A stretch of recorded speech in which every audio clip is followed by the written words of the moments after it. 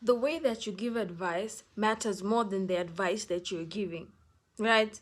If I come to you and I'm like, you'd look really pretty if you put this rose in your hair. I think like it would really suit you, right? And like you can have the flower, like it's like like you don't have to, just take the flower. I think that this flower makes you really pretty, and like, if you put it in your hair, it would be cool, but like, like it's chill, right? There's that way of giving, a compliment and a piece of advice. Maybe you'd look nice with a rose, right? Then there is, your hair looks terrible. The way that, like your outfit, I don't know, but this rose would make it better. You should put it in your hair. What's the difference in the approach that I've given that advice?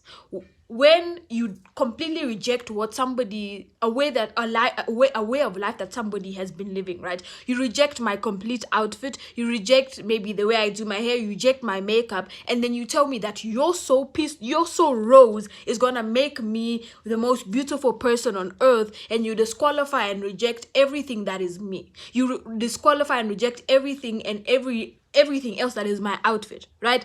And people tend to wonder why, if you come to someone and you give them advice and your advice is imposing them, because you're imposing your advice on this person and you're rejecting who they are as a person and making it seem as though your advice is going to be the life-saving thing that happens to them, then you're not giving somebody advice, you're rejecting them, right? Because you have to accept a person for who they are, and recognize in your speech that you've accepted who they are before you come to them and you tell them this is something that you can improve on. You do not break down a person first, then tell them that you should take this advice is going to help you. First, you validate the person. You say, I hear you, I understand. Doesn't mean you agree. I hear you. I understand. Your outfit looks great. You are a beautiful person, and this piece of advice would only make you more beautiful, right? When we have a piece of soil that's degraded, right? When we have it's gone through that sort of soil erosion process, do you take the entire soil out, or do you put another